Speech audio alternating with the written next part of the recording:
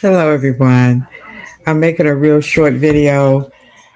I was just compelled to talk about motivation and motives. Now, I'm going to read out of this American Heritage Dictionary. Yeah, we don't really use these thick old books no more.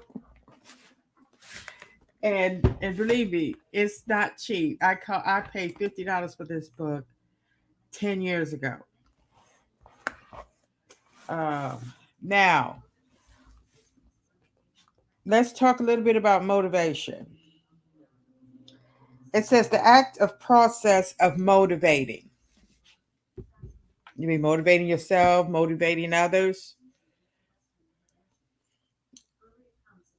The state of being motivated. Something that motivates, an inducement or incentive.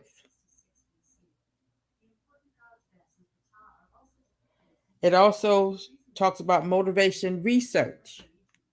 So that is a very important attribute that we have to remember, that to be motivated, you have to research motivational issues that will keep you focused on the task at hand or the change you want or the goals you needed.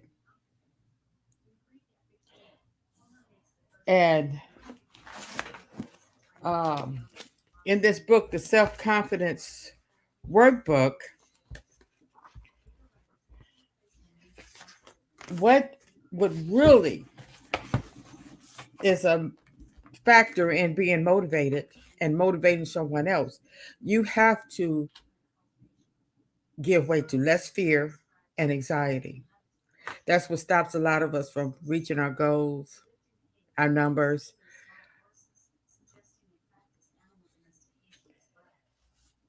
The more confident you become, the more you are able to calm the voice inside of you that says, I can't do it. You know, we have that.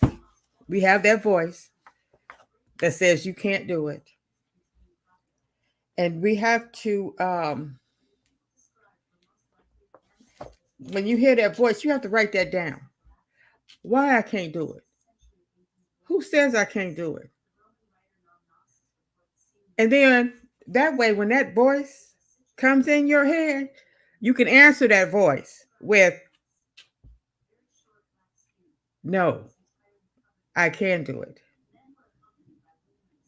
Because you already have it written down. You have an answer to that. Why you can't do it. Because I can do it and I will do it. So that voice that's telling you that, you have to answer that voice. Okay? And sometimes it's your mother telling you that, or society telling you that, or your color of your skin is telling you that. No. And building confidence means taking small steps, okay? We're going to take small steps.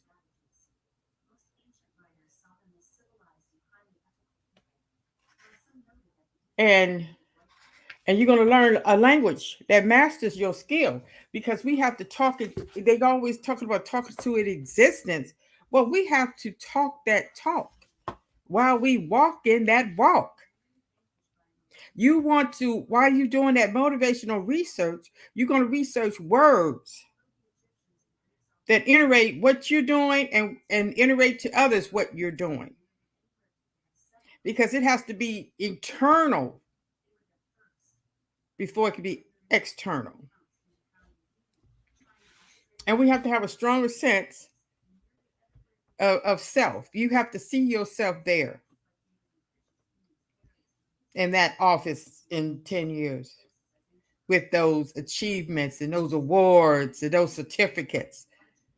You have to see it. And when you get it, you're going to plant it on that wall so you can see it, along with the other ones that you are going to get. And we have to be resilient, because, oh, it's going to be coming at you. Rubber band man, we're going to be rubber band man. we are going to snap back into our reality. That's being motivated and motivational. Now, what is the motive? Motive and emotion. Mhm. A desire, a psychological need, or a similar impulse that acts as an excitement to action.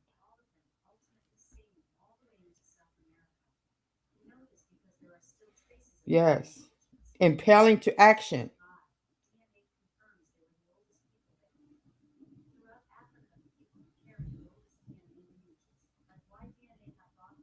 Yeah. So we have to put a motive to our motivation.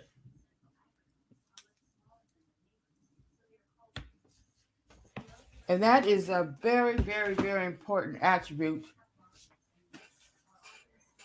But the first thing we have to do is get unbrainwashed. We have been brainwashed since we were born. Um,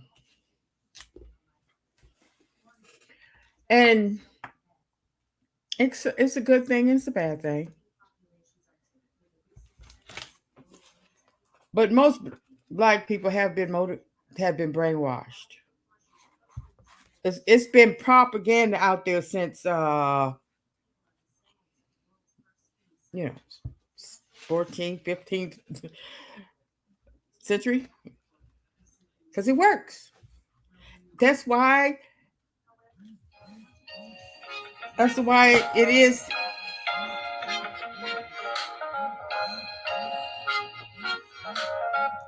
That's why we have that. The map the way it is now. The uh, environment that we have to live in. Our political sphere is all through propaganda.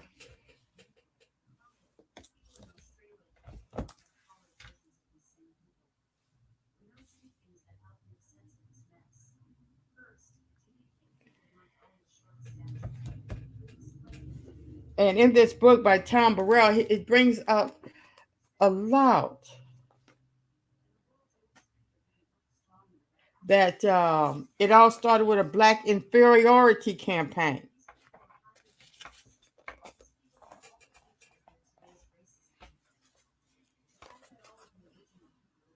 1619, you walking down the street and you see Negroes for sale. Propaganda masterpiece, the Declaration of Independence, first document of the new nation, promoted and perpetrated slavery by ignoring it. Thomas Jefferson notes on the state of Virginia. Jefferson wrote blacks are inferior in their endowments, both of body and mind. 5 years after he wrote, all men are created equal. Yes. And benefit and cost of slow suicide. Because when we're making plans and goals and they're not achieved because of the brainwash and the propaganda and the low self-esteem and low confidence, it's really a slow suicide. It really becomes a slow suicide. It's seriously way past time for us to rise above our fears. As I was talking about, you have to get over those fears and anxiety. And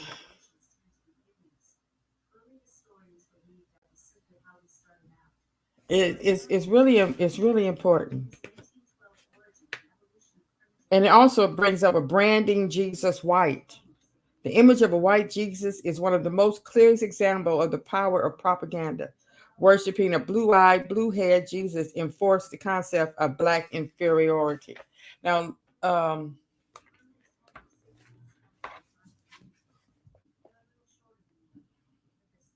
Yes, it brings up a lot of the brainwashing and the propaganda.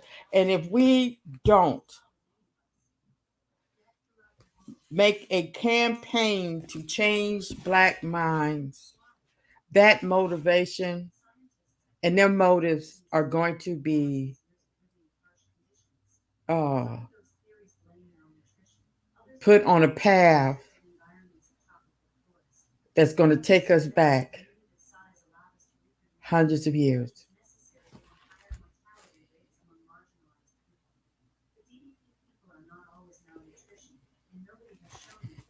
So, and the propaganda has been worldwide. We have so many streaming media streamings that um, oh, this is something. 10 antidotes to end mental slavery today. Recognize and acknowledge that you have been brainwashed. Number one, use your mind and think for yourself. Can't really do that when you're a religion or a political sphere, especially a political sphere that is dominated by white people who really are not going to be there to motivate your people. Don't go along with the brainwashing program. Stop looking to other races to do it for you. We've been doing that a long time. You know, we was really propaganded into thinking that we needed welfare. But if we had been doing it for ourselves and helping one another, a lot of us could have and shouldn't have been on welfare. Do it for self. Demand accountability for our leaders. Be they preachers, teachers, politicians, or entertainers. We don't expect our entertainers to be a upstanding person. We accept them the way they are. That is the biggest mistake we can make, to think that our entertainers that are entertaining us and our children can just put whatever they want in their songs, in their videos. Don't settle for seconds. Be a first class citizen, consumer, parent, etc. And ask, what's so funny? We think jokes are have the okay to say what they want to say. Before you laugh at a friend or professional comedian's joke, ask yourself if the laugh really on you and other Black folks. Hmm. You see this thing now, this who Shay Shay or whatever it is, got these people on there making all this buku of money on YouTube, putting each other down, talking about each other. What's up with that? And we okay with it because we showed tuning in. They was getting 120 downloads every 20 minutes, they said, something like that. It was okay. I didn't look at it, but my daughter kept sending me bits and pieces of something Cat Williams was saying. Okay. When you hear lyrics or see videos that degenerate or demean through misogamy, misogamy, misogamy, or the glorification of violence, acts. Why am I participating in this? Why am I sitting still for this? Because we are okay with men calling us bitches and hoes, and we okay with them talking about shoot up the neighborhood, shoot your mama, kill the police. We okay with that. Ask yourself why. Would you want that to happen to your people? And especially the wives and the mothers of these police officers. They tried to say something about it a long time ago. When NWA was saying that and all that, it didn't go nowhere because they made worse. Be outraged at white on black injustice, but even more outraged on black injustice. They don't realize it. That when you have to close all these dollar stores and Dollar Tree, not Dollar Tree, but Dollar General and all this in the black neighborhood, because us black folks keep going up in there, breaking in there, taking stuff, who loses? Now we have another empty building in our neighborhood. Now we have to go extra far unless you go and go to these corner stores. I don't, and pay for junk. Where's the outrage for that? Because black people don't care about black people no more. Because, see, when we had black businesses and stuff in our neighborhoods, they weren't breaking into them stores. That was back in the 70s and 80s. They weren't breaking in those stores. And that's all we had because they didn't have no dollar stores and Dollar Trees and stuff. Not too many. And why we don't have any Dollar Trees and dollar stores? I don't stand it. And understand that you are the center of your own control. You don't need permission. You are a self-appointed leader.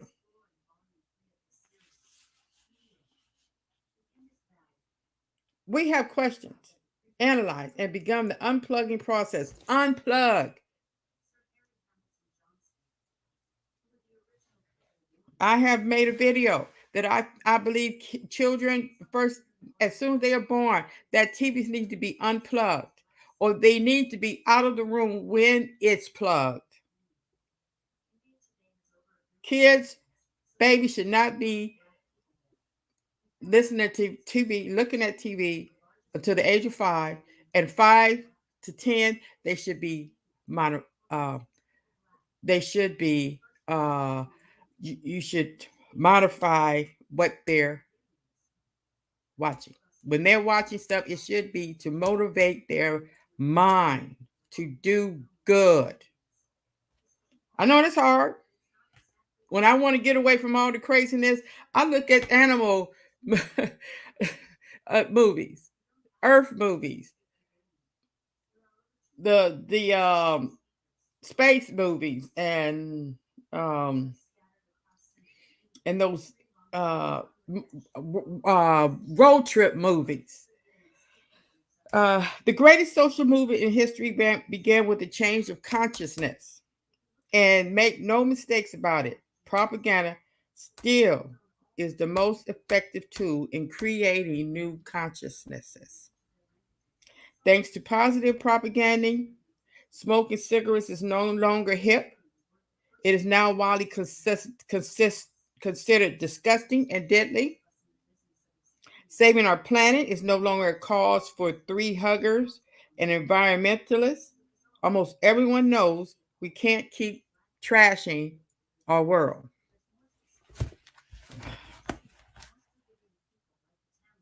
I go in certain areas and almost the whole street is filled up with trash. Like people just go down and just throw their trash out the car. Why? Y'all go down the street every day and all the time, and that don't bother you? Now, those people in that neighborhood, the federal government should be making them keep their neighborhoods cleaned up. If they don't keep cleaned up, they should be taxed, fined. Because it's a shame that decent people, kids and children, have to walk down these nasty ass streets. But they don't do that because they don't care. Because where they live, oh, it's clean as hell.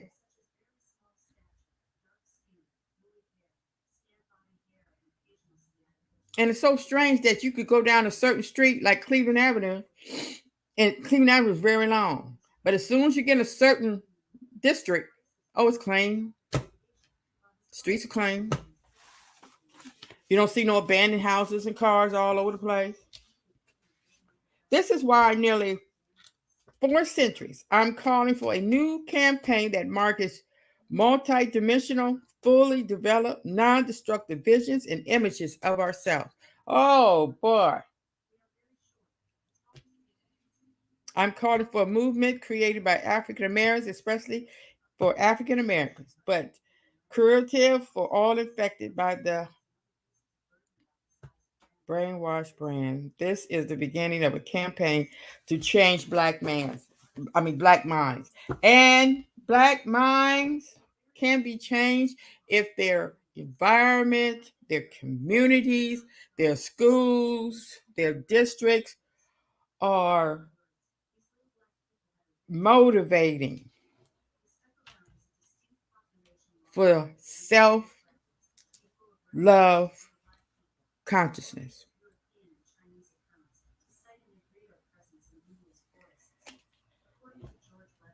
Okay, that's all I'm gonna say right now. I mean, it's really because we have to do it for our future ones. Okay, because the kids that are being born today are going home and they're growing up in a neighborhood that is so disgusting, or apartment complexes. You go outside, you have cigarette butts all over the ground. The trash cans are overflowing. And it's a sad, sad thing that the men that are living there, they won't even make sure it's clean for the women. I'm not playing that, you have to do it for women. They do it for yourself. Our black men are not black men of the old. They respected their place. They respected their women, and are we going to get back to that?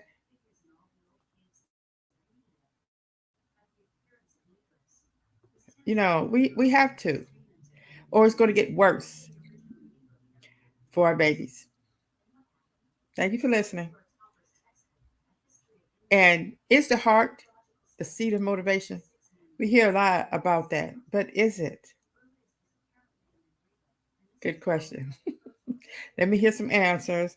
Please comment and let's keep the conversation going. Thank you.